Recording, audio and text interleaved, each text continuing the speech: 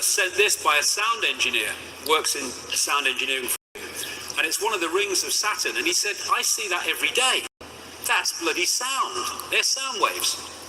And this is in cymatics. This is a six-pointed star. And of course we have the hexagon going round and round and round at Saturn's north pole. This is a standing wave created by sound, rings. This is at the south pole of Saturn, and it's a permanent ice storm. This is a standing wave created by sound. And these are symbols created by sound, like cymatics. And a certain frequency created this perfect six-pointed star with the hexagon in the middle and the hexagon there. Therefore, the sound creates the frequency, creates the symbol, and in the same way, the symbol represents the sound and the frequency. The symbols are just holographic representations of vibrational waveform states. I would suggest in these symbols cases, representatives of the sound frequency coming off Saturn. Same with all these symbols and numerological manipulations. The sound and the symbol are different expressions of the same thing. Thus, if we in the holographic realm are constantly bombarded with these symbols, it is on an energetic level feeding us the frequency field of what they represent. Well. And Saturn, when described pre-cataclysmic, I'm gonna rewind it back, y'all. Listen what he just said. Sound and the symbol are different expressions of the same thing. Thus, if we in the holographic realm are constantly bombarded with these symbols, it is on an energetic level feeding us the frequency field of what they represent. Exactly. And so in other words, they just programming us, programming your subconscious mind. Saturn, when described pre-cataclysmic, didn't have rings. So where'd they come from? Well, maybe it had rings, but it weren't rings we could see. We can see them now. Well, this guy, Norman Bergeron, has a long, he's in his 90s now, I think. He has a long, long history in space research, technological research, going way back. And his life changed when he started studying the pictures that came back from the Voyager 1 and 2 space expeditions to Saturn. They arrived in 1980 and 81. Because when he studied them, he realized there was something very strange about Saturn's rings. And he said this in his book, The Ring Makers of Saturn. Several years ago, a number of folks in the astrology and astronomy and physics world began theorizing that these rings had to be much younger than the universe, perhaps only about 100 million years old. But one pair of pictures shows a change in 5 minutes. An impression is conveyed that the latest reported measurements purport to be the true ones, when in reality, all might quite nearly be correct at the time of observation. General reluctance to accept variable ring system geometry occurs because of apparent failure to identify a physical mechanism suitable for producing recurrent change. In other words, classic mainstream science, if we can't explain it, we'll kid ourselves it doesn't exist. Wow. And he also found these in the pictures coming back from Voyager, and the Cassini ones found them too. And he calls them electromagnetic vehicles, and they are massive. Some of them several times bigger than the Earth. But again, we need to move our sense of perception. In terms of size representation, this is the Earth against the size of Saturn. They're not talking the same perception of big in terms of outside of the Earth. And here are some of the other pictures of these electromagnetic vehicles picked up by these NASA craft. Why aren't they all in the papers being talked about? You'd think, what the hell is this? No, nothing.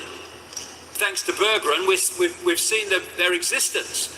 This is the Hubble telescope that's picked one of them up. Look at the size of the bloody thing. And here's a few Cassini spacecraft pictures, still pictures put together. What the hell is that? Exactly what Bergeron was describing from Voyager. And this is the other thing. He found pictures of stuff spewing out of these electromagnetic vehicles into the rings of Saturn and bloody making them or extending them. And what is said to be in the rings of Saturn, I guess that's why we can see them, is like ice and stuff. I think, and I would suggest that eventually they will realize that there is a crystal substance being put into those rings that has a dramatic impact on their ability to transmit information. In 2009, NASA released this picture, which is a ring around Saturn, which is from 3.7 million miles out to 7.4 million, and that ring could encompass 1 billion Earths. I suggest that there are rings that we can see, but there are sound rings that we can't see that are coming out across, and we're picking them up. They make something appear to happen that does not actually happen. They can induce a virtual reality experience. The Saturn matrix, as I call it, is a frequency band, which we are decoding as a fake reality. And I suggest, my view, we will find that the edge of that frequency band is what we call the speed of light. And beyond it, you go out of the matrix.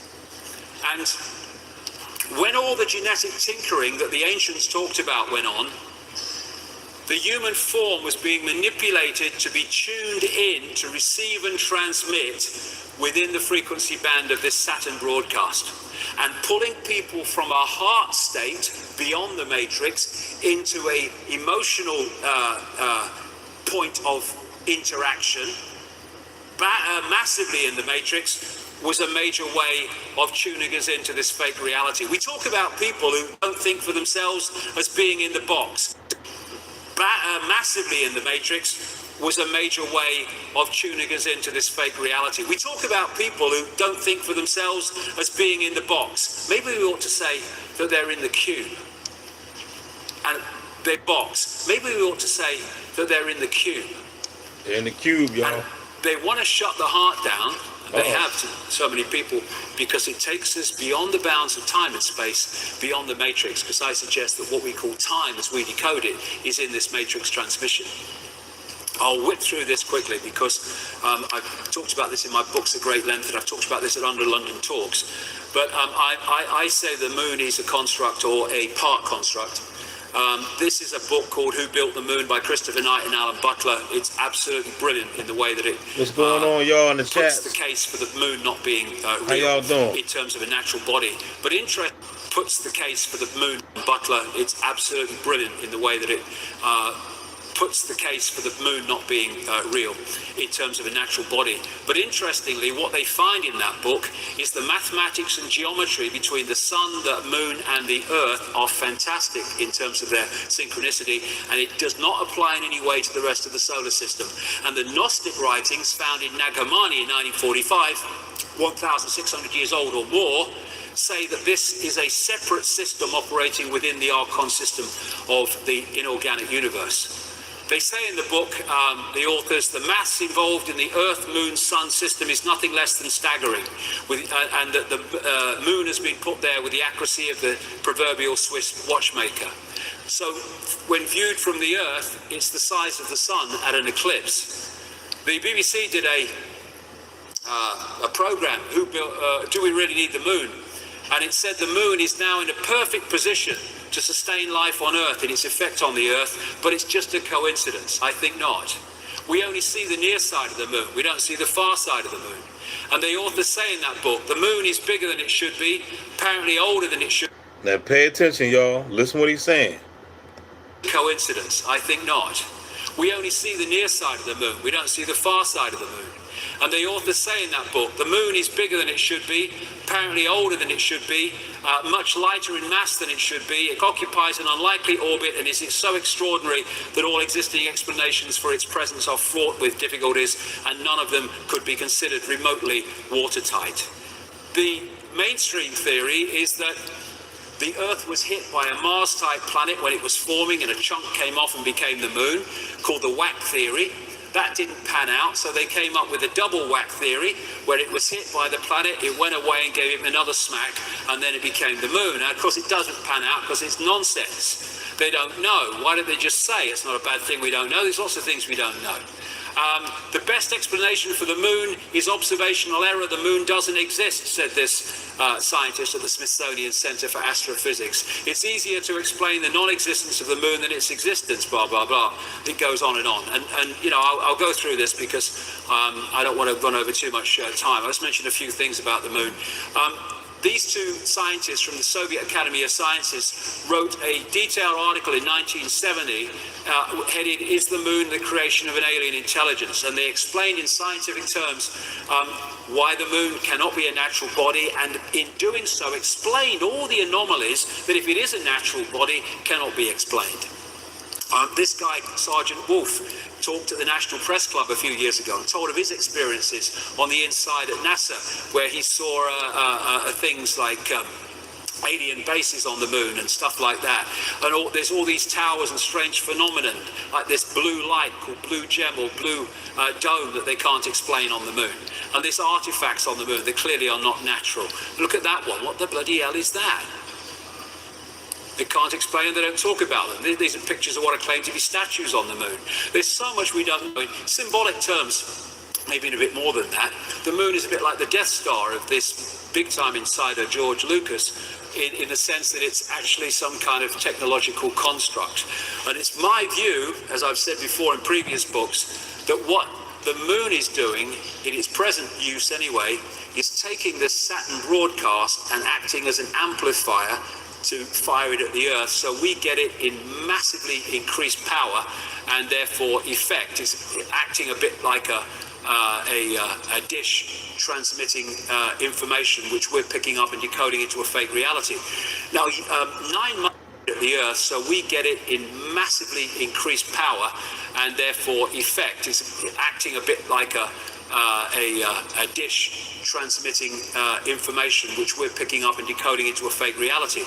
Now, 9 months after I'd written that in a book called The Human Race Get Off Your Knees, someone sent me an email from Brazil, I think it was, a lady, who said, "Have you read this book, Earth?" I'd written that in a book called The Human Race Get Off Your Knees. There's a book called Human Race Get Off Your Knees. Human race, get off your knees, man. We ain't got time praying. Get off. That's what the name of the book. Human race, get off your knees. I ain't never read that book, but it sounds very interesting. Someone sent me an email from Brazil, I think it was, a lady, who said, "Have you read this book, Earth, by Barbara Marciniak? Because I've just read your book and I think you'd find it interesting." And she sent me some page numbers. Barbara Marciniak is what they call a channel. And lots of channels are not channels. They just think they are. But, you know, if you get a genuine one, then you can get out there and bring information out from other dimensions into this one. You can get some profound information that way. And she's done a lot of great stuff, Barbara Marciniak. I've met her a few times. Anyway, I hadn't read Earth. I'd read the first book that she wrote, but not Earth. Anyway, I sent for it. I went through the page numbers, and I'm like, whoa, this is 9 months after I've said this stuff in Human Race Get Off Your Knees. And this was a channeled book, and this is what was in the book. 1996, I think this came out. The moon is a very powerful electromagnetic computer. The energy from the moon has been beaming electromagnetic frequencies onto the Earth for eons now to maintain the two-stranded DNA. The moon is a satellite that was constructed. It was anchored outside Earth's atmosphere as a mediating and monitoring device. Hold on, David. You talking too fast for the ones, man. They they eating chips right now. They ain't paying attention. I'm gonna rewind it back for the slow ones in the back. Months after I've said this stuff in Human Race Get Off Your Knees, and this was a channeled book, and this is what was in the book. 1996, I think this came out. The moon is a very powerful electromagnetic computer. The energy... He said the moon is a very powerful electromagnetic computer. The moon is controlling the people. Every time when there's a full moon, there's more bloodshed. That's a fact. You can look it up.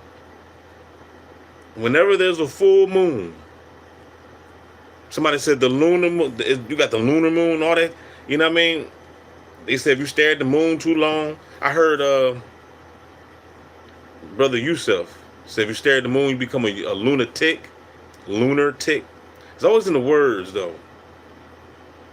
And then you got moon magic, you know what I mean? You can do rituals. You can do money rituals on the moon. People do sacrificing. The Illuminati always trying to sacrifice somebody on that full moon. It's crazy, bro. This was a channeled book, and this is what was in the book. 1996, I think this came out. The moon is a very powerful electromagnetic computer. The energy from the moon has been beaming electromagnetic frequencies onto the Earth for eons now to maintain the two-stranded DNA. The moon is a satellite that was constructed. It was anchored outside Earth's atmosphere as a mediating and monitoring device, a supercomputer or eye in the sky. A monitor device, supercomputer, eye in the sky. Satellite that was constructed. It was anchored outside Earth's atmosphere as a mediating and monitoring device, a supercomputer or eye in the sky. Earth must... If you watched it, like I said before, I'm repeating myself. Watch the Truman Show. They was inside the moon, the demiurge guy. The one that controlled the construct. He was inside the moon. Must be owned by those who dwell there. However, it is not. You have outside God's creator energies who prevent you as a species from having free reign with your kundalini. That's those who dwell the computer or eye in the sky. Earth must be owned by those who dwell there. However, it is not. You have outside God's creator energies who prevent you as a species from having free reign with your kundalini. That's the energy of awakening, in effect. The influence of the moon as a main satellite computer affects all of the Earth. The moon's programs have for eons been of great limitation towards human beings. There are repetitive cycles that the moon creates to which you respond. The tales about the full moon and insanity, madness and heightened bleeding are all quite true. You know that television influences you a great deal. The moon is the same way. And astrologically, just as a very quick aside, when that great rearrangement happened, of course, astrologically, everything changed as well in terms of the influence of the astrological energies upon the human perception, because suddenly all these bodies are in different positions to where they were before. So the Saturn moon matrix, as I call it, I say anyway, is generating a frequency band, a fake reality, which we are decoding to be what seems to be a real reality, and the genetic manipulation has tuned us into it and created this cycle of round and round the garden. It's coming, it's coming, it's coming, as the guy said in the video. And Neil Haig has this concept of moonopoly, or Saturn moonopoly. And it goes like this. You get up in the morning and you have your breakfast and then you go to work. And then you have your lunch, sandwich normally, and then I go to work, and then I go home, and then I have my tea, and then I watch a bit of telly, and then I go to bed. Then I get up and I go to work, and then I have my lunch, sandwich normal. And I mean, look at us. We are infinite consciousness, infinite awareness. All that is, has been, and ever can be. They got us in the loop, man. They got us in the loop. Get up, go to work. bust your ass at the job, get caught up in traffic jam, eating pizza, got to get the kids home from school and all this. Just the same repetitive bull crap over and over and over. Then we gotta get up and do it all over again the next day. Go back to work, take the kids to school, rush through traffic, cussing people out, people cussing you out. This is just the normal people. I ain't even talking about the TIs. This is just the normal people. TIs don't live a normal life. We excluded from society. I mean, look at us. We are infinite consciousness, infinite awareness. All that is, has been, and ever can be.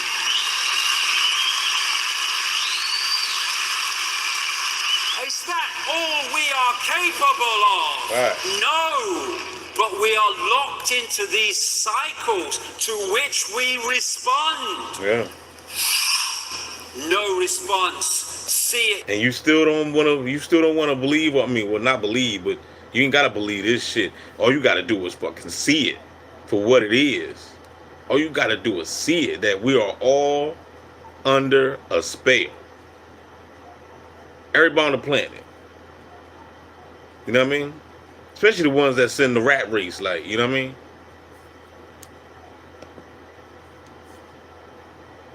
As you couldn't see it before. If you don't think that you're a slave, you are definitely a slave.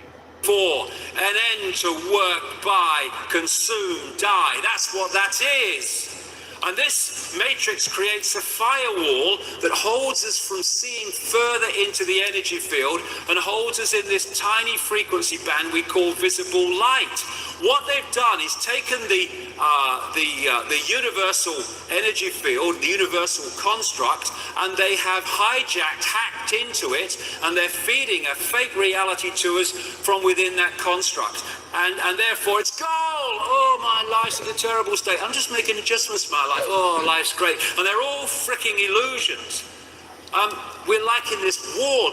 You know those scientists that have been suggesting in the last few days that the universe might be a computer simulation? They actually said, like a prisoner in a pitch black cell, we may never be able to see the walls of our prison. Why? Because they are vibrational walls, and I suggest that they are the speed of light. Which is not the fastest speed. Sorry, Einstein, mate. It's pedestrian. We're talking all possibility, darling.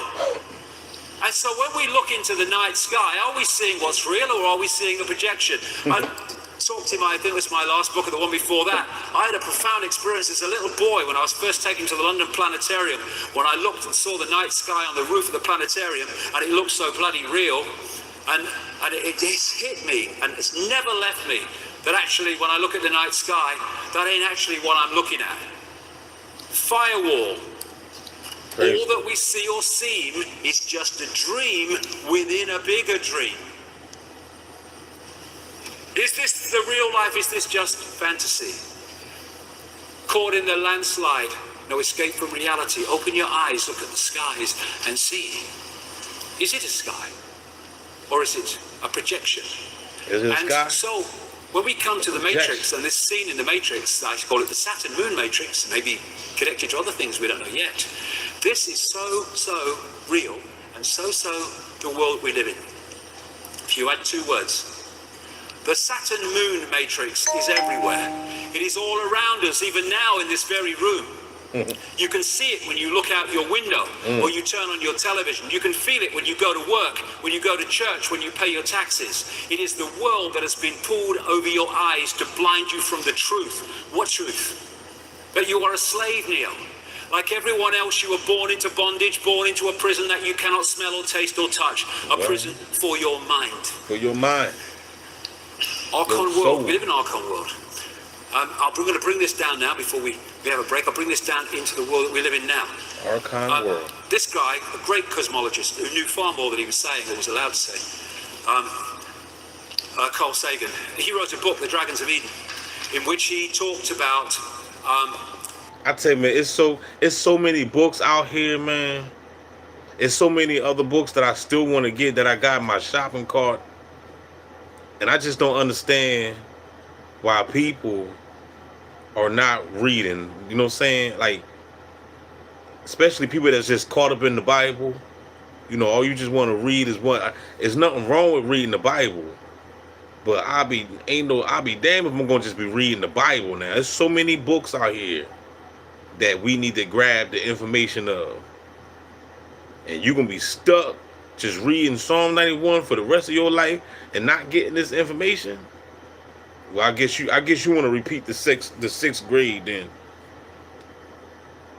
You know what I mean? What's up to everybody in the chat? I see the comments. I see everybody. Ill Cat, what's going on? What's up, God? What's going on, Riddick? What up, everybody? This is David Icke breaking it down by the moon and Saturn. The fundamentally importance of understanding the reptilian impact of reptilian genetics on human behavior. Because the reptilian brain fundamentally affects human behavior. And I suggest that before the genetic tinkering... And it's funny, too, because they say we all have a reptilian brain. ...in genetics on human behavior.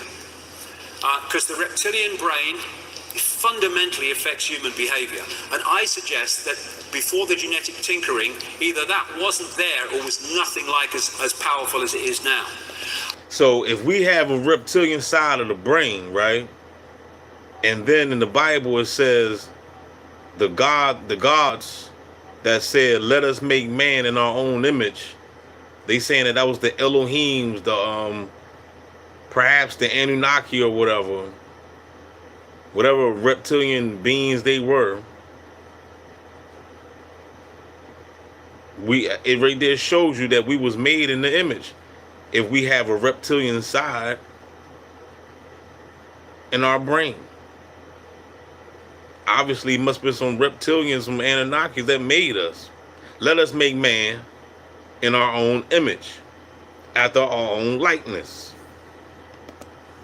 And I came across these books after I was a long way down the line. I came across these books by Carlos Castaneda, in which he was quoting a Central American shaman called Don Juan Matus. And when I read some of the stuff in these books that this shaman had said, it was like, whoa, talk about confirmation. He talks about the archons and the jinn in exactly the same terms, but he calls them the flyers. But they're the same entities. And this is what he said about them in the books. We have a predator that came from the depths of the cosmos and took over the rule of our lives. Human beings are its prisoners. The predator is our Lord and Master.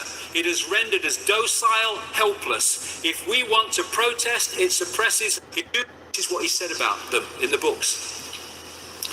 We have a predator that came from the depths of the cosmos and took over the rule of our lives. Human beings are its prisoners. The predator is our Lord and Master. It has rendered us docile, helpless. If we want to protest, it suppresses our protest. If we want to act independently, it demands we don't do so. Indeed, we are held prisoner. They took over us because we are food to them. Wow. Energy. Independently, it demands we don't do so. Indeed, we are held prisoner. They took over us because we are food to them. Energy, and they squeeze us mercilessly because we are their sustenance. So if you want to know why you're going through what you're going through, this is why you're going through what you're going through. We have a predator that came from the depths of the cosmos and took over the rule of our lives. Human beings are its prisoners. The predator is our Lord and Master. It has rendered us docile, helpless. If we want to protest, it suppresses our protest. If we want to act independently, it demands we don't do so. Indeed, we are held prisoner. They took over us because we are food to them. Energy. and they squeeze us mercilessly because we are their sustenance. Just as we rear chickens in coops, the predators rear us in human coops, human eros. Therefore, their food is always available to them. The Matrix is a computer-generated dream world built to keep us under control in order to change a human being into this. Think matters said for a moment, and tell me how you would explain the contradictions between the intelligence of man the engineer and the stupidity of his systems of belief, or the stupidity of his contradictory behavior. Sorcerers believe that the predators have given us our systems of beliefs, yes, our ideas of good and evil, our social mores. They are the ones who have set up our dreams of success or failure. They have given us covetousness, greed, and cowardice. It is the predator who makes us complacent, routinary, and egomaniacal, feeding the wolf. In order to keep us obedient and meek and weak, the predators have engaged themselves in a stupendous maneuver. Stupendous, of course, from the point of view of a fighting strategist, a horrendous maneuver from the point of those who suffer it. They gave us their mind. The predator's mind is baroque, contradictory, morose. He said they gave us their mind. Are y'all listening, man? Are y'all? David Icke is over here reading from this book. He dropping the jewels, y'all.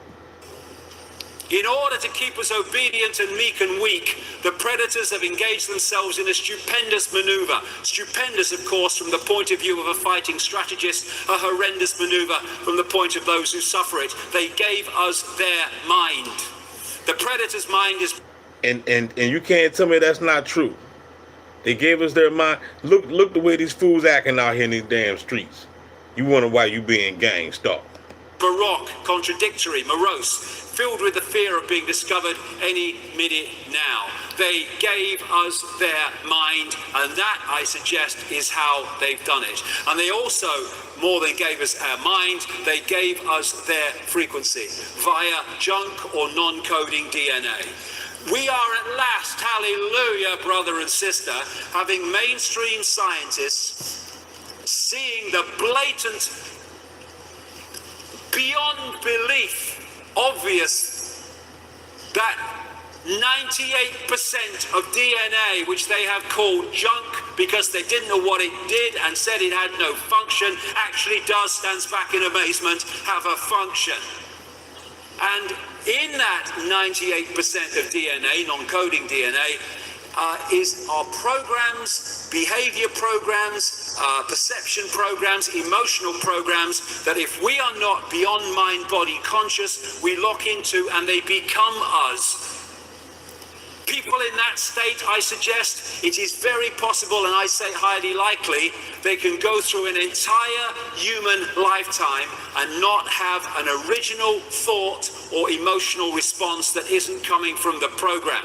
Dang. This is Boston University and life from us. People in that state, I suggest, it is very possible, and I say highly likely, they can go through an entire human lifetime and not have an original thought or emotional response that isn't coming from the program. This is Boston University and Harvard. I tell you, when these bots is out here, bro. These bots is out here. Medical school research. They examined 37 DNA sequences containing at least 50,000 base pairs and one with 2.2 million base pairs. Lead researcher Eugene Stanley. Non-coding DNA sequences do contain a structured language fundamentally unlike the coding in genes. We therefore need to consider the possibility that the junk DNA may carry some kind of message. Yes, it does, many. And one of them is the human control system when we're pulled into body-mind. Russian DNA research. It appears that the languages we were looking for are in fact hidden in the 98% junk DNA contained in our own genetic apparatus. The basic principle of these languages is similar to the language of holographic images based on the principles of laser radiations of the genetic structures which operate together as a quasi-intelligent system. And this recent announcement by this institute at the Harvard Medical School, all data that humanity creates in a year can be stored on 4 grams of DNA.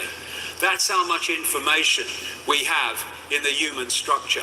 And therefore, if you can put emotional programs, emotional response programs into the genetic structure, and then created a society designed to constantly trigger those programs, then you can have a massive, constantly recurring a tidal wave of low vibrational emotional energy.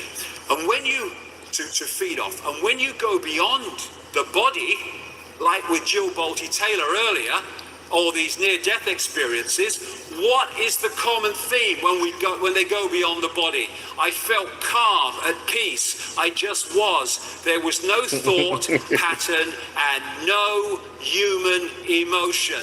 Wow. Because so much of it is coming from the body. It's a program. Right. But when you go into the heart and you go beyond time and space, you stop reacting in the sense of the program.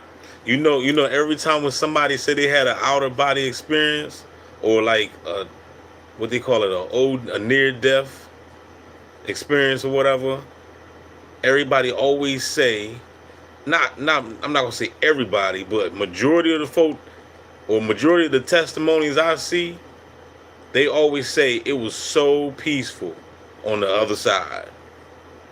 I'm trying to tell you, it's pain and agony here. But when you cross over, everybody is so peaceful. And a lot of people, when they meet their spiritual guides on the other side, their spiritual guides tell them that they got to go back. And some of them don't even be wanting to come back. But they got to come back because they got to finish their contract.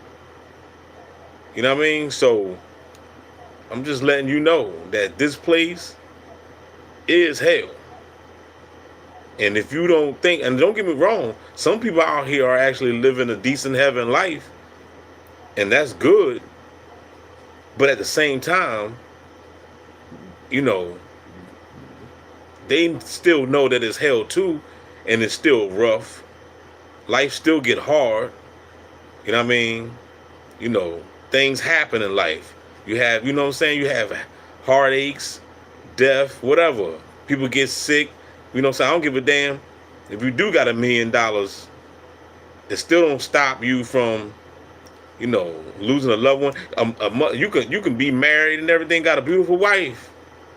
And then out of nowhere, everything could be going great. And then out of nowhere, death will come and take your wife away. And now you messed up. Crying your eyeballs out. It was all good just a week ago. So life can turn around real quick. It's like a roller coaster ride. You know what I'm saying? Up and down. You stop delivering the food, the sustenance of that which is behind it. I did not judge and did not feel I was judged. I loved being in that painless state of existence. And if you want to feed off human energy, low vibrational, if you've got these programs within the human genetic structure generating that energy, well, you're home and bloody dry. This is the mind that we've been connected to. Why do rules have power over our minds? It's all about rules, because it's all about control. And this part of the brain, the reptilian brain, where we get cold-blooded behavior, territoriality, desire to control, right is might, and all that stuff, might is right, that is massively part of the reaction system, because the reptilian brain is about survival. It's about constantly scanning the environment for threats to survival, not just physical survival, but survival financially, survival of the job, survival of the relationship. That's it. Be afraid, be very afraid, because the big man monster's coming as soon as we've invented him. This is why we're constantly given reasons to be frightened, because that locks us into the reptilian brain and therefore into this collective mind. And Don Juan Matter said, I know that even now, though you never have suffered hunger, you have food anxiety, which is none other than the anxiety of the predator who fears that at any moment now its maneuver is going to be uncovered and food is going to be denied. Through the mind, which after all is their mind, the predators inject into the lives of human beings whatever is convenient for them, and they ensure in this manner a degree of security to act as a buffer against their fear. Sorcerers of ancient Mexico reasoned that man must have been a complete being at one point. with stupendous insights, feats of awareness that are mythological legends nowadays. Absolutely. And then everything seems to disappear. And we have now a sedated man. What I'm saying is that what we have against us is not a simple predator. It is very smart and organized. It follows a methodical system to render us useless. Man, the magical being that he is destined to be, yes, and she, is no longer magical. He's an average piece of meat. There are no more dreams for man than the dreams of an animal who is being raised to be a piece of meat, trite, conventional, imbecilic. Control of perception. And if you look at the Avatar movie, it is so symbolic because you had the Heart Society and it was taken over, this connected society of greater awareness was taken over by this left brain, merciless, heartless invasion by symbolically Earth troops with their technology and all that stuff. And you even had the symbolism of these invaders infiltrating the Blue People Society by operating inside an outer shell of blue people so that they didn't know that they were being infiltrated. Now, are we as a human race, there are 7 billion of us now and more, the number of people in full knowledge who are behind this are tiny, tiny. And they can only do it by dividing and ruling us. Are we going to stand up, come together and face this, or look the other bloody way and go on walking into a level of enslavement that would make George Orwell bloody wince? Now they're gonna keep on gang stalking.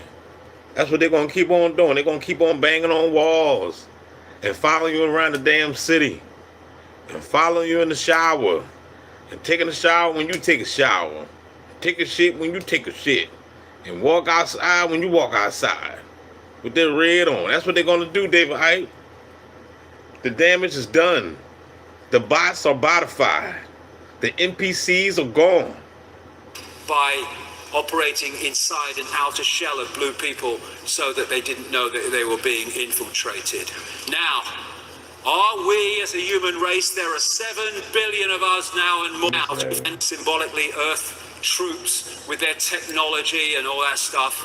And you even had the symbolism of these invaders infiltrating the Blue People Society by operating inside an outer shell of blue people so that they didn't know that they were being infiltrated.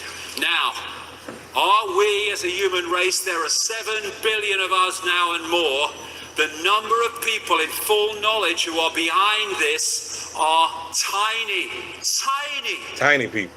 And they can only do it by dividing and ruling us. Are we going to stand up, come together and face this, or look the other bloody way and go on walking into a level of enslavement that would make George Orwell bloody wince? As Martin Luther King said, a man can't ride your back unless it's bent. Freedom is the sure possession of those alone who have the courage to defend it. I'm gonna take it back.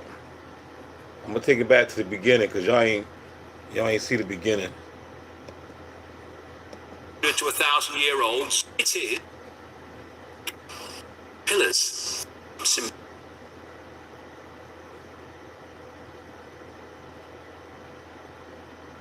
How y'all feeling out there? How y'all feeling? We got David Icke schooling us right now. This right here, let you know that everybody's here for a reason, man. Saturn is the key. We need these teachers. These teachers are teaching me, and I'm teaching y'all, and then y'all got to go teach the other people. We gotta keep on teaching. You gotta wake them up. Wake whoever you can wake up, and just let the dead bury the dead. In so many ways to what is happening with all its moons. Just a reminder, Saturn may appear to be what it is in the holographic world, but actually, again, it's an information field. It is a consciousness. Everything is aware. Everything has a consciousness. So these planets, the suns, they have consciousness. They have awareness. They are entities in their own right. And interestingly, this is an accepted ancient symbol of the sun. And people think, understandably, that it's a symbol of the sun that we know today. But is that symbol more likely to be the sun we know today, or the sun we once knew? Saturn. Saturn is the key to understanding so much. It was known as the old sun. It is known in occult as the old sun, the dark sun, and the dark lord, the lord of the rings. And the massive penny dropped for me. Whoa, the kaleidoscope moved when I started to realize that at least so many, if not all, the ancient sun gods were not gods of the sun we know today, but of the Saturn sun that was focused on before, because it was in a different position. Saturn has long been symbolized as an eye. There's the eye in Freemasonry. There's the eye of Sauron in the Lord of the Rings, the reptilian eye, the symbol of the negative force. Yo, I just looked and I saw Il Cat said Lord of the Rings, and he said it. And there's the eye of Sauron in the Lord of the Rings, the reptilian eye, the symbol of the negative force. And what happened in the massive and brilliant work of David Talbot in the Saturn myth. I'm gonna keep it real. I gotta watch the Lord of the Rings. That's one of the Jones. Like I never got deep into the Lord of the Rings. So I'm gonna have to put that on my list. Is that at some point there was an enormous ejection of debris in an explosion out of Saturn, and it formed like a luminous crescent, because it reflected light at certain points of the day. And this, as the Earth moved on its axis, when viewed from the Earth, this appeared to move around Saturn. And at different points, there were different symbolism for different points. But this was the one that really was the focus of Saturn symbolism, because this was when that luminous crescent was at its most luminous during the day. And so you find this symbol over and over in the ancient world. Hell yeah. And I was just watching him too. I was watching Santos.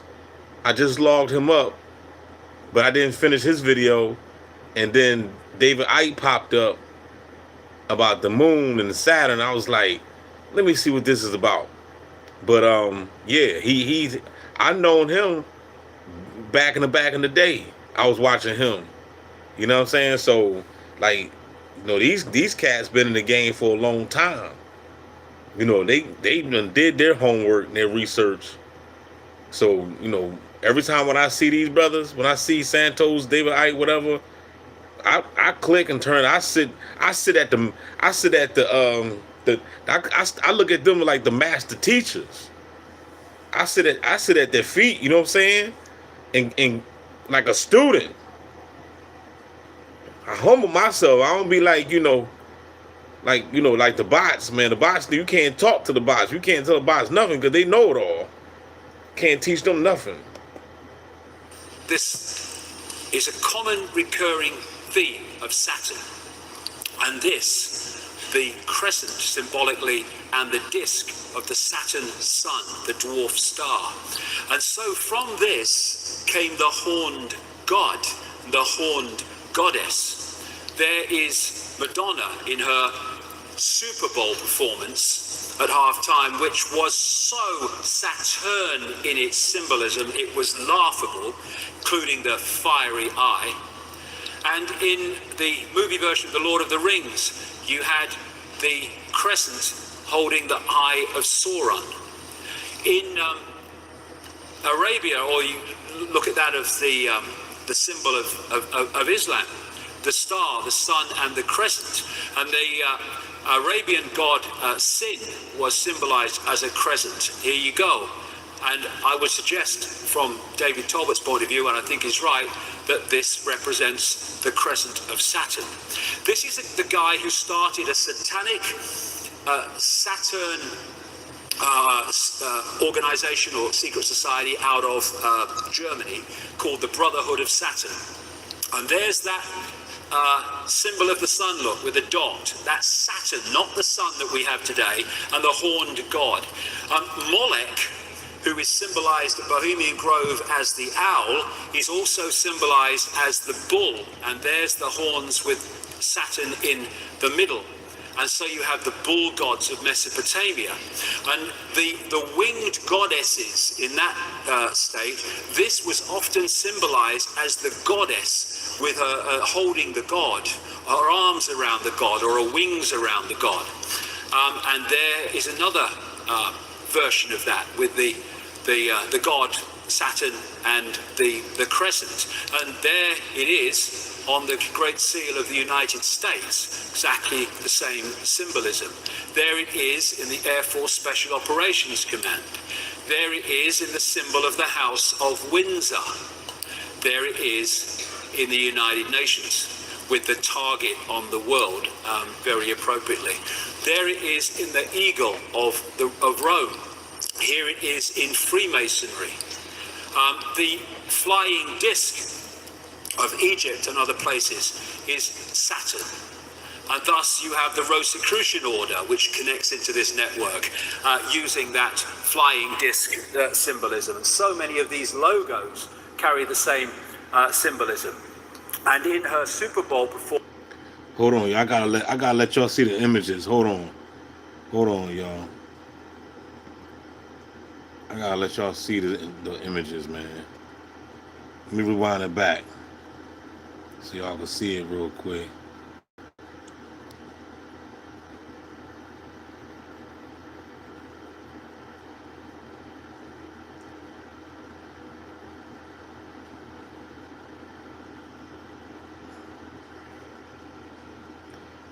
I don't know. You said Terrence McKinney. I'm gonna have to look him up. I don't know too much about him.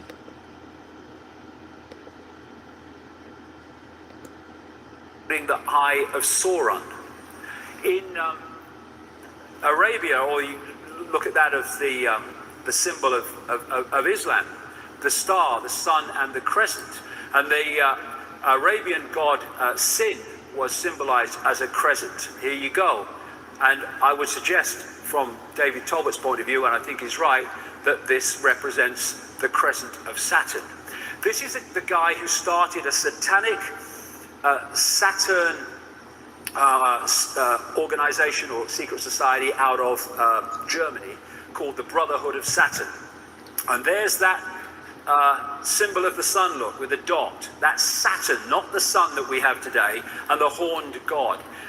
Molech, who is symbolized at Bohemian Grove as the owl, is also symbolized as the bull. And there's the horns with Saturn in the middle. And so you have the bull gods of Mesopotamia. And the winged goddesses in that state, this was often symbolized as the goddess with her holding the god, her arms around the god, or her wings around the god. And there is another version of that with the god Saturn and the crescent. And there it is on the Great Seal of the United States. Exactly the same symbolism. There it is in the Air Force Special Operations Command. There it is. So they show us all these symbols, these symbolisms, but the average Joe don't know. It's in the symbol of the House of Windsor. They don't even know what it means. There it is in the United Nations with the target on the world, very appropriately. There it is. You hear what he said? With the target on the world. With the target, the whole world is a target. Of Windsor. There it is in the United Nations with the target on the world, very appropriately. There it is. And you got some fools out there thinking that they the only target individual. Well, I got to go through this, man. Man, shut up. Everybody gonna be targeted, just a matter of damn time. Is in the eagle of Rome. Here it is in Freemasonry. The flying disc of Egypt and other places is Saturn. And thus you have the Rosicrucian order, which connects into this network, using that flying disc symbolism. And so many of these logos carry the same symbolism. And in her Super Bowl performance, Madonna had the flying disc of Saturn. This is another ancient Saturn symbol because at some points, apparently it seemed to give off 4 very distinct lights, which became known as the 4 corners or the 4 rivers or the 4 ways. And so you find it, because of these bloodlines connecting into all these institutions, you find it in the Roman Church, you find it on the mace in the Houses of Parliament, you find it on the crown, you found it in the Celtic cross, and you find it in one of the major secret societies in the network, the House of Malta. It's known as the Maltese cross. It was also symbolized, this Saturn symbol and crescent, as the flying god in his flying boat. This is Horus in his heavenly boat. This is why it's used in the boats used in Freemasonry. This is a Freemasonic building on the Isle of Wight, funnily enough. And that is massive. I'm not saying Annie Lennox knew it was, just let's do this, it'd be a good idea, but that was massively Saturn symbolism when you watched it play out. Then you've got this symbol of the horned god, again, Saturn, Satan, as it also became known, which is you find with so many politicians. And Pat Robertson, this so-called Christian evangelist, yeah, okay. And Pat Robertson. Horns and horned gods. In astrology, Saturn is connected to Capricorn, and so one of the Saturn symbols is the goat. This again is the great Freemasonic historian Manly P. Hall, who said Pan, the goat god, was a composite creature, the upper part, with the exception of his horns, being human, and the lower part in the form of a goat. The god himself is a symbol of Saturn, because this planet is enthroned in Capricorn, whose emblem is a goat. That is what that is. Baphomet. That's what y'all scared of. That's what Ronald Davis scared of. Y'all scared of the Baphomet. Now you notice he got one hand down and one hand up. And that all that represents is as above, so below. The Baphomet represents polarities. The Baphomet is the goat, like he said, the scapegoat. If you're a target individual, you are the Baphomet. That's right. If you are a target individual, you are the Baphomet, because they used you as the scapegoat. You the scapegoat, the black sheep. You know what I'm talking about?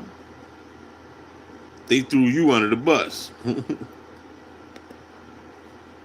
Worshipped by Satanists. It's a symbol of Saturn. And I'm going somewhere with this because it is a goat. That is what that is.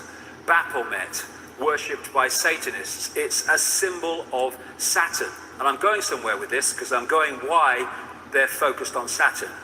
So you have Baphomet, you have Beyonce, the wife of Jay-Z, with this big Baphomet ring, which is performing. You have Baphomet dressed Lady Gaga, Baphomet dressed Madonna, and you have... I remember back in the 90s, Tupac had a chain. Like it was like almost right before he died. He had a chain, it was the Baphomet on it. I did at that time back in the 90s, of course, I ain't know. I didn't realize that until later on. I seen the chain. It was a Baphomet. But what I'm trying to tell you though, it ain't nothing, you can get the Baphomet, you can have the Baphomet, ain't nothing wrong with it. It ain't like, oh man, you don't work, you're not a Satanism, so it's not like you worship the Baphomet. You could just use it, you could just use the energies as for protection or whatever, you know what I mean? But like I said, it just basically represents polarities. But at the same time, like I said, you are the goat. You are the scapegoat. If you're a T.I., you the scapegoat. Baroness Philippine de Rothschild from the wineries in France with a massive Baphomet necklace. And this is from the front cover of the Saturn myth, with the symbolism described of these lights that went off from Saturn at certain points, with the 4 main ones there. And there it is symbolized on one of these ancient tablets. And in St. Peter's Square, that is a mirror of the way that Saturn symbol looks. And there it is on the thing that he has his biscuit in. there when he's doing his stuff. Now, this is in that Saturn symbol looks. And there it is on the thing that he has his biscuit in. There when he's doing his stuff. Now, this is inside the Mother Lodge of Freemasonry in Great Queen Street. Great Queen was the name of the Babylonian goddess in London. Because, this will become significant in part 3, this crescent holding the sphere also became symbolized as twin pillars. And so you have Saturn, there's the crescent, being held up by the twin pillars. This is in one of the Freemasonic centers of the world in London.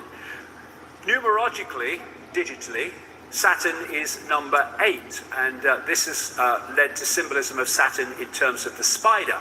Thus you have, in Madonna's Super Bowl performance, the winged disc symbolized with the spider in the center. Now this is fascinating. This is called the magic square of Saturn. And it's also, not by coincidence, the magic square of Freemasonry. And it's magic because of this reason. If you go that way, that way, that way, that way, or that way, or that way, all the numbers in the 3 blocks in line add up to 15. And in numerology, you keep adding numbers until they become a single number. And so 15 in numerological terms is 6. So 666, 666 in all directions. And the black and white squares, for reasons I'll have to go into in detail in a book, because, you know. And of course, that's not scary either, y'all. Y'all got to get out of that scary shit. 666, 6 protons and 6 electrons, 6 neutrons. You are 666. It's carbon base. You are the beast. So much to get through today. Also related to Saturn. And so you have them in Freemasonic temples, black and white squares, and you have them in the major It even says it in the Bible, it says 66, it says it's the number of a man. cathedrals, like Westminster Abbey and stuff, because of this connection I'm talking about. Now this is called the sigil of Saturn. And they get this symbol by drawing in the magic square of Saturn from 1 to 2, and then to 3, from 4 to 5 to 6, etc. So they get it.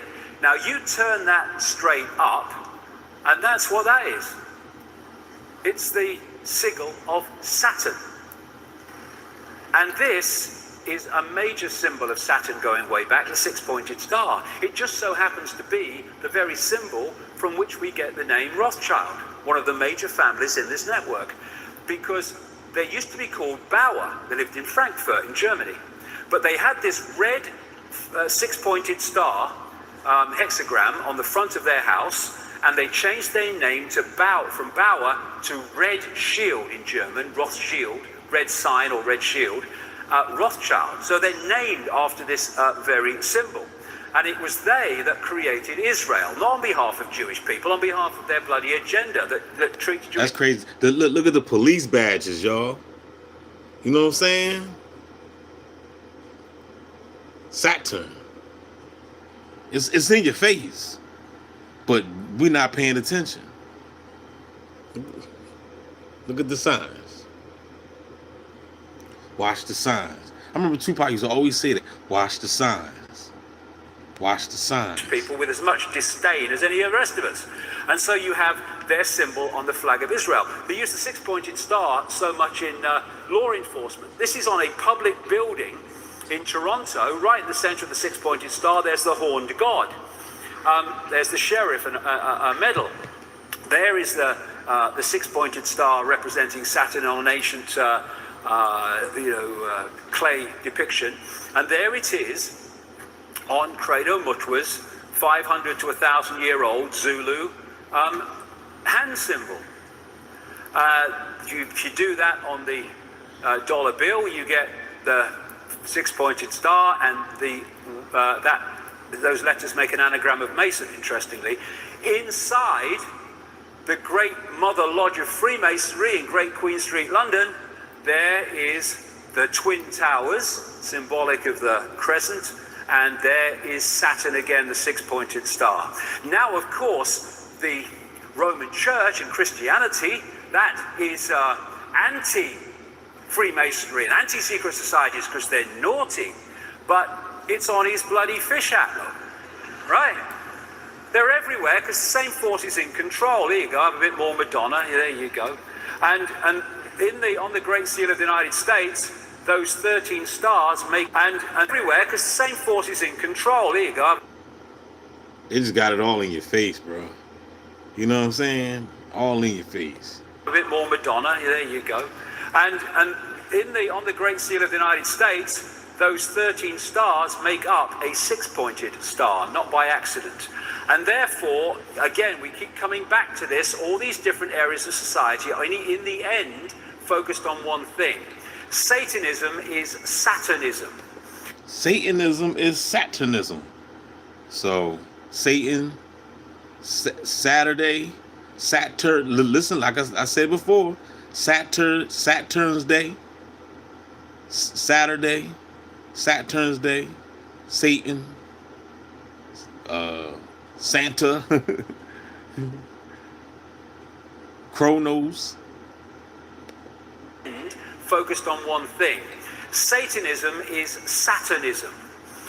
This is Fritz Springmeier, a long time researcher into this and symbolism, etc., and Satanism. Saturn is an important key to understanding the long heritage this conspiracy has back to antiquity. The city of Rome was originally known as the Saturnia, or City of Saturn. The Roman Catholic Church retains much of Saturn worship in its ritual. Saturn also relates to Lucifer. In various occult dictionaries, Saturn is associated with evil. And this is the remains of the Temple of Saturn in Rome. And just next to this is this place called Capitoline Hill now, but before that called Mons Saturnus, the Hill of Saturn.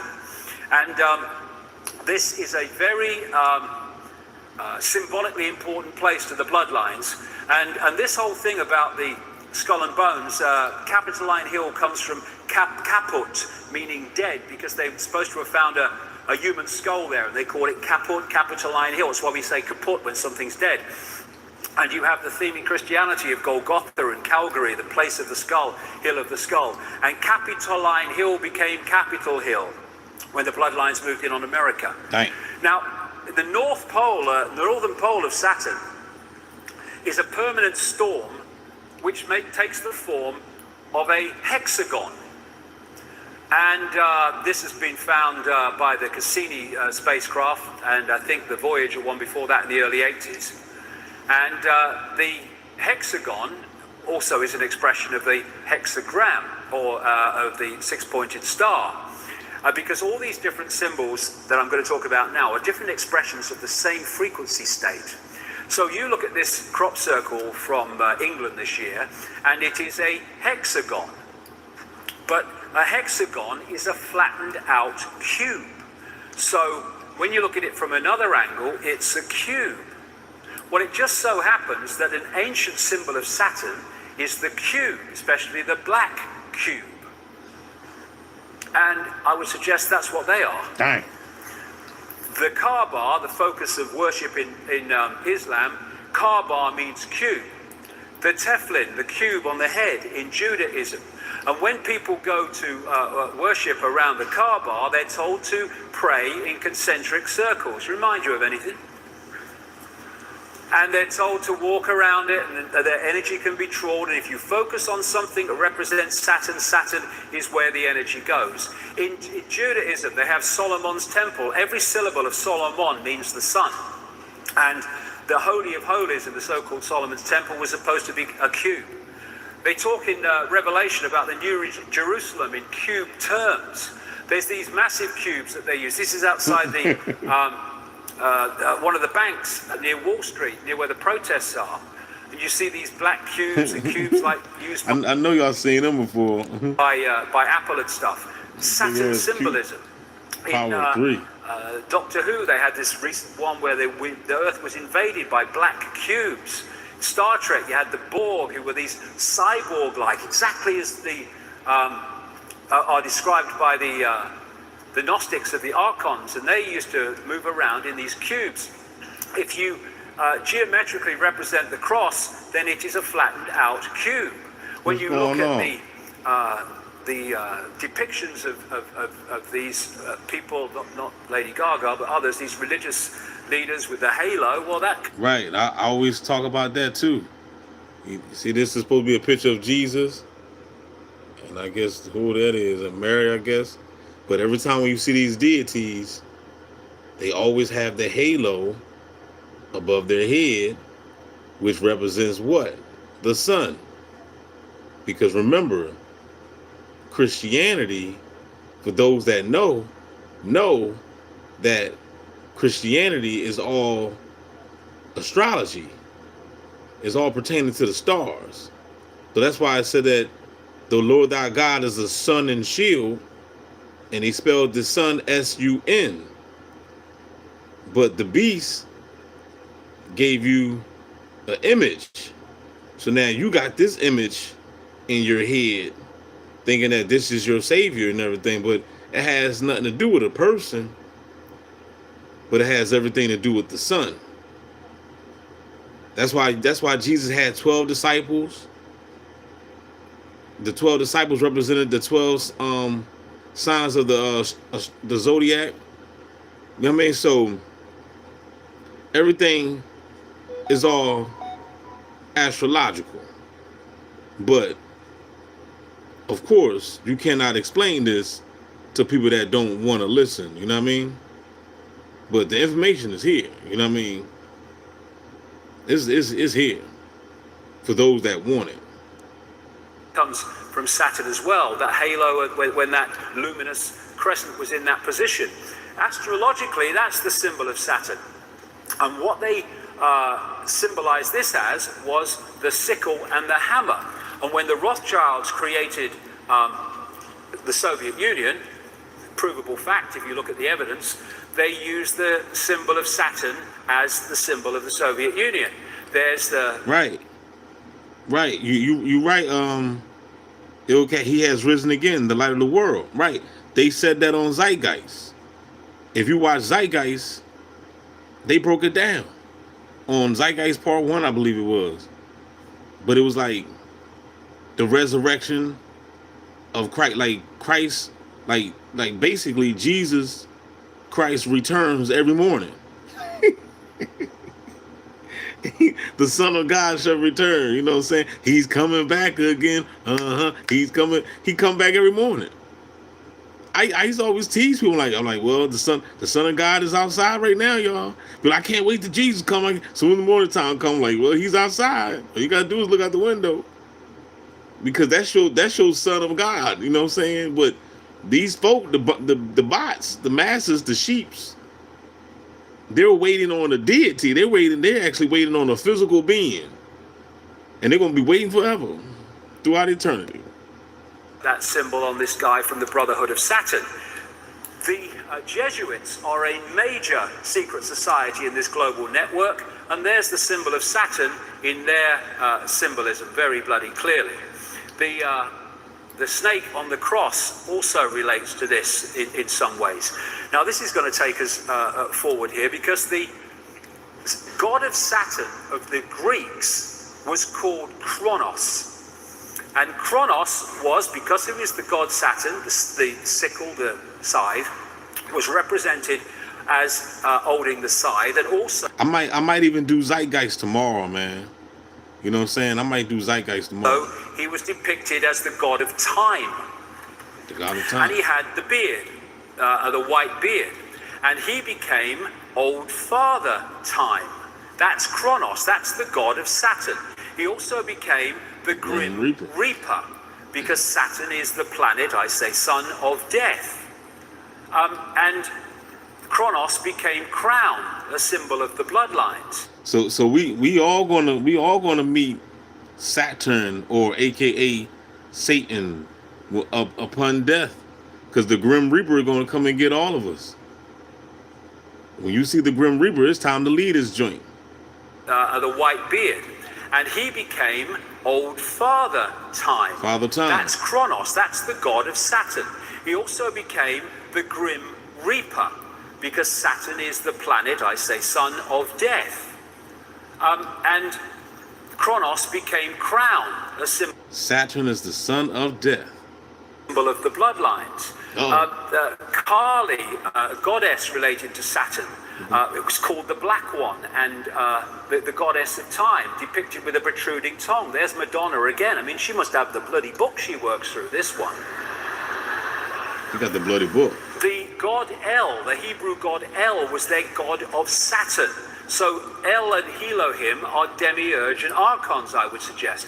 So we have archangels, Michael, Gabriel, Uriel, Raphael, another name for Jesus, Emmanuel. We have the Gospels, Chapel, Elders, elevated to the priesthood. And how come nobody, for those that don't know, Emmanuel is my other name. But in the Bible, it says his name shall be called Emmanuel, meaning God be with you. That's Jesus, right? Emmanuel. But the church don't never call Jesus Emmanuel. They only say it's power in the name of Jesus. That's it. It's power. Any power in the name of Emmanuel? What I just do? Elections where pawns are elected to serve. Raphael, another name for Jesus, Emmanuel. We have the Gospels, Chapel, Elders, elevated to the priesthood. Elections where pawns are elected to serve the elite. Wow. We have Isis, Ra, El. All these L's. Is that a coincidence, y'all? Elected to serve the elite. Y'all see that? Elected to serve the elite.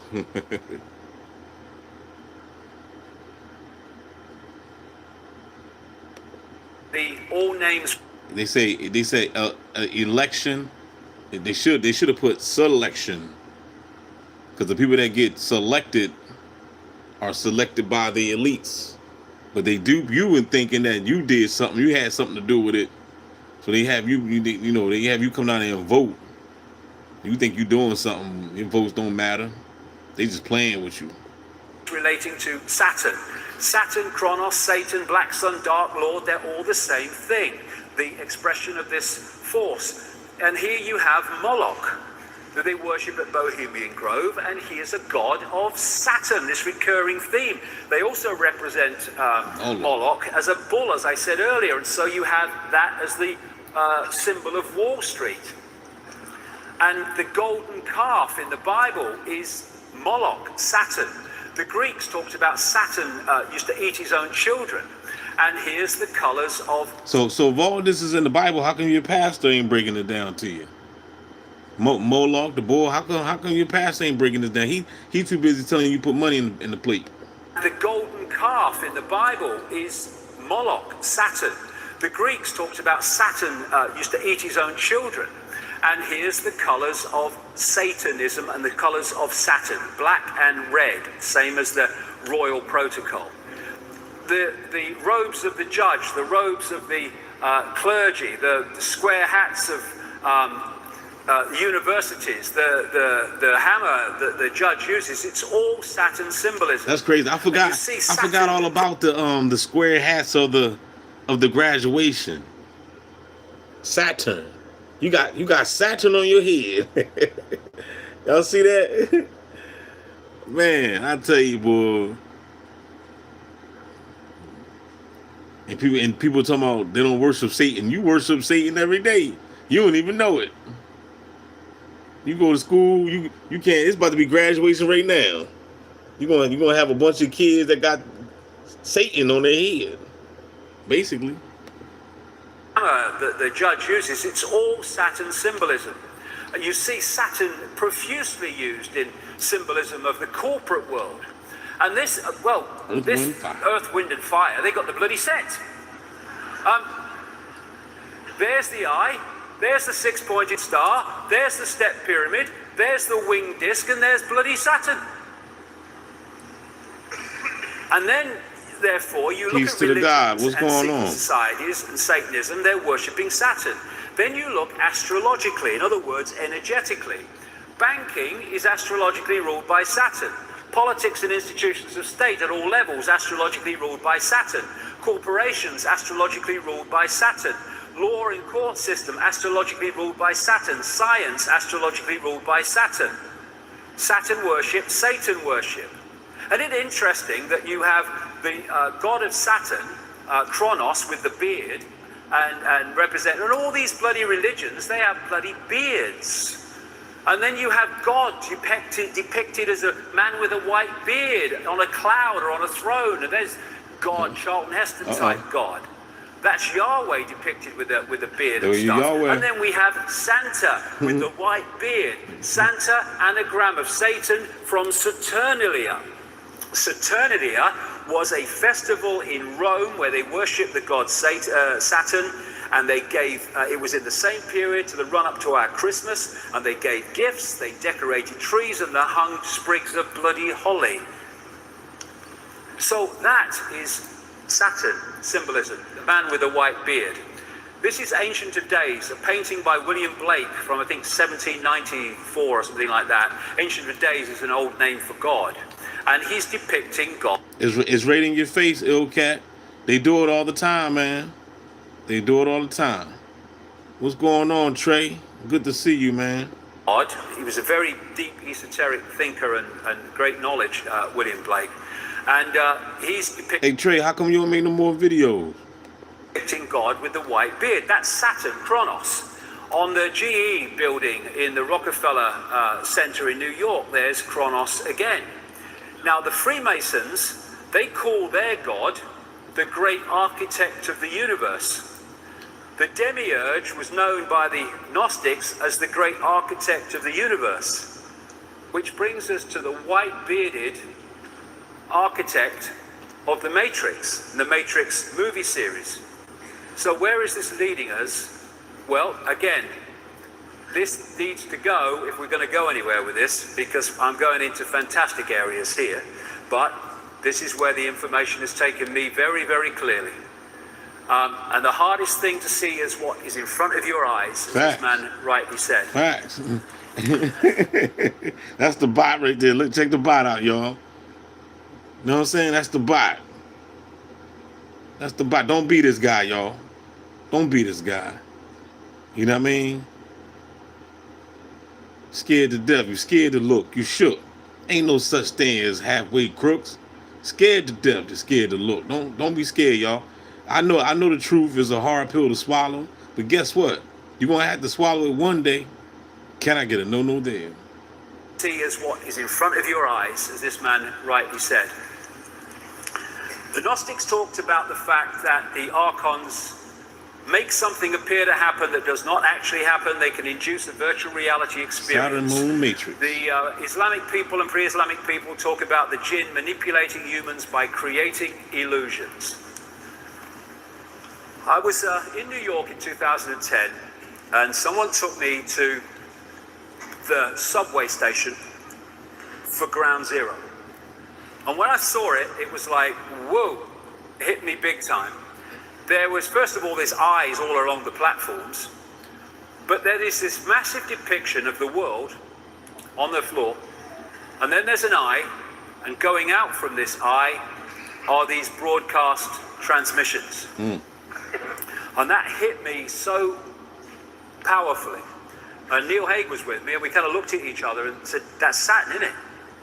And remember, physicists have said only this last few days, they may have evidence the universe is a computer simulation. Well, I say that it's a virtual reality, which has been hacked into, and that hack is the reality that we're experiencing. Fact. The fake reality. Fact. And that hack, I say, comes from Saturn. That hack is the gang stalker simulation. Because you was chilling and you went to bed one day and woke up in a whole different world. Can I get a no there? Saying that these rings are actually a massive broadcast transmission system which is broadcasting a fake reality within the frequency range that we are decoding, and therefore we are picking up that fake reality.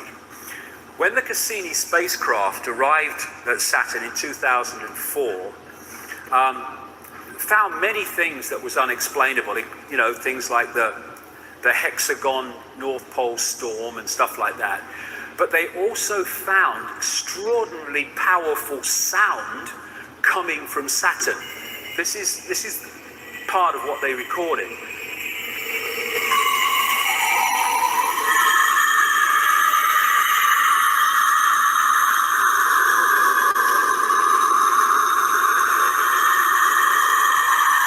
That's nice, man.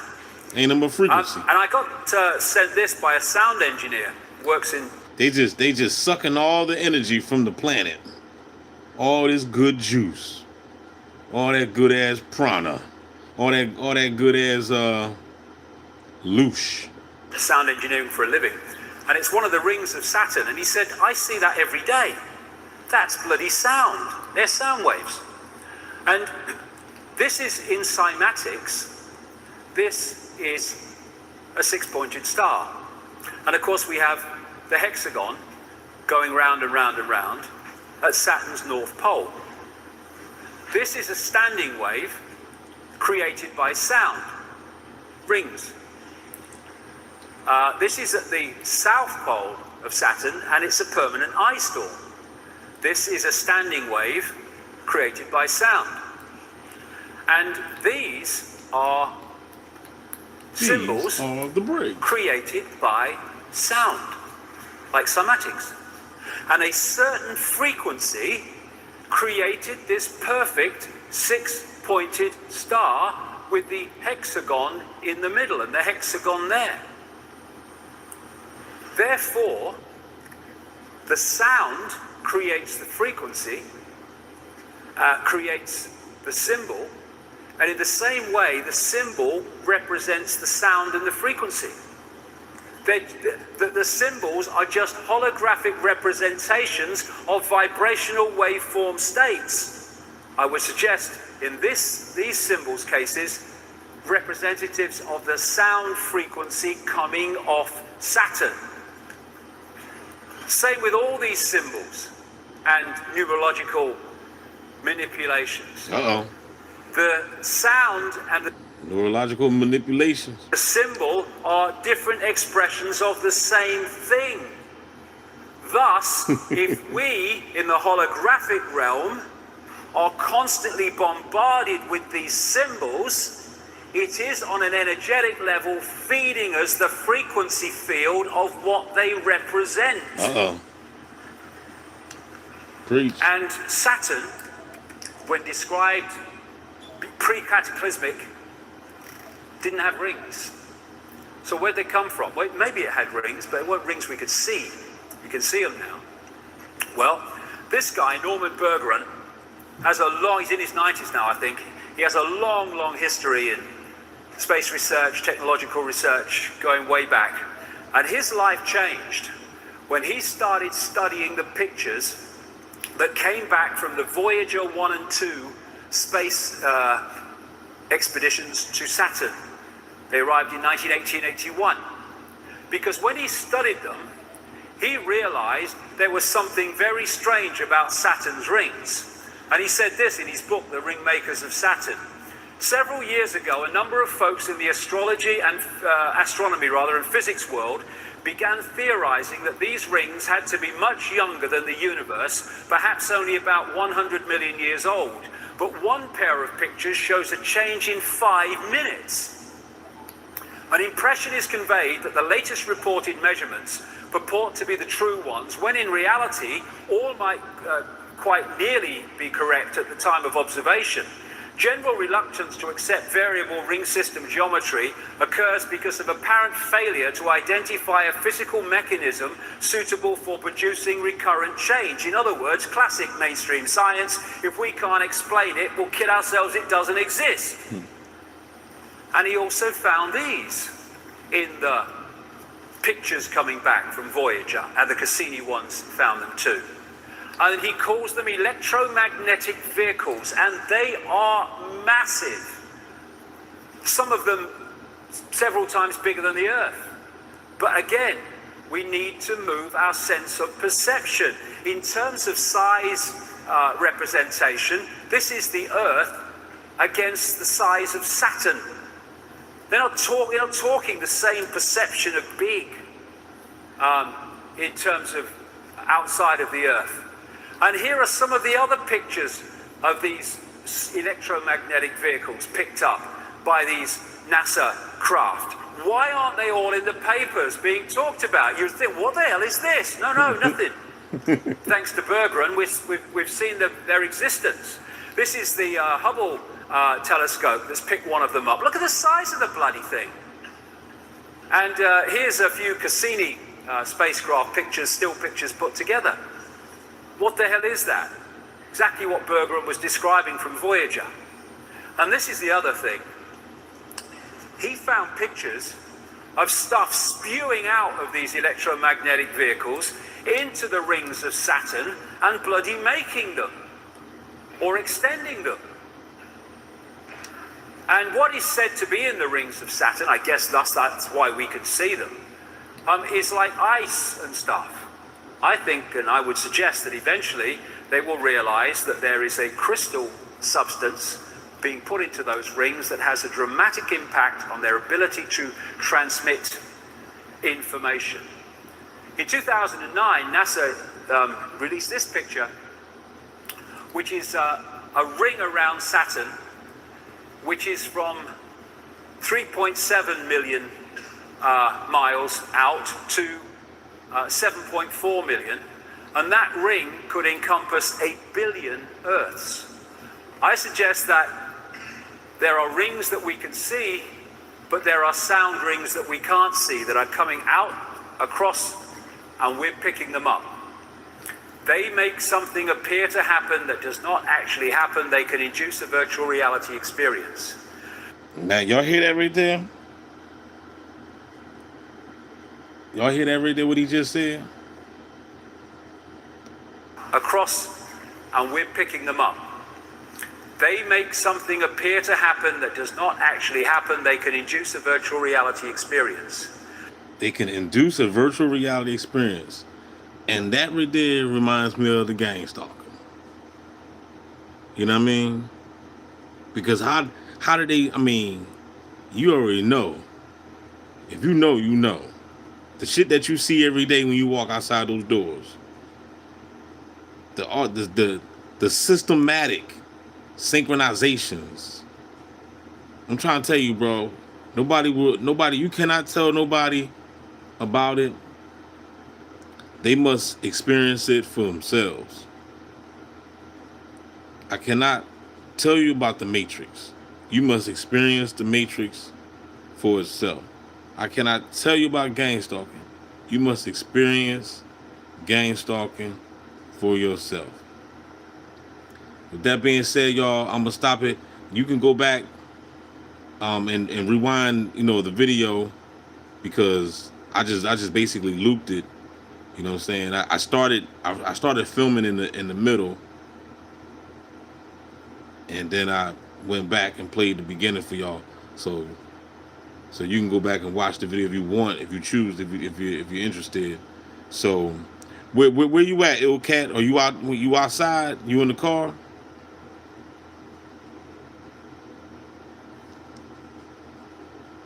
I don't know if you're still there, but anyway, y'all just keep your heads up, man.